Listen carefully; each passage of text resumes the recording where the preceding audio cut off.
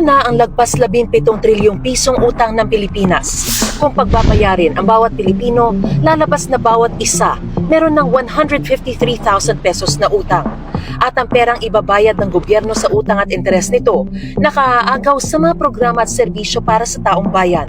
It is always a concern, and that's why we're reducing the deficit and making the economy grow at a faster rate. Inuutang natin, ginagastos natin, yung sa domestic part, yun din sa mga karamihan ng mga infrastruktura natin. Halimbawa, tulay, kalsada, airport, seaport, irrigation, dyan napupunta yung utang natin. Pero puna ng isang ekonomista ngayong tapos na ang pandemya, Hindi naman na tayo pandemic, pero we are still spending as if it were a pandemic.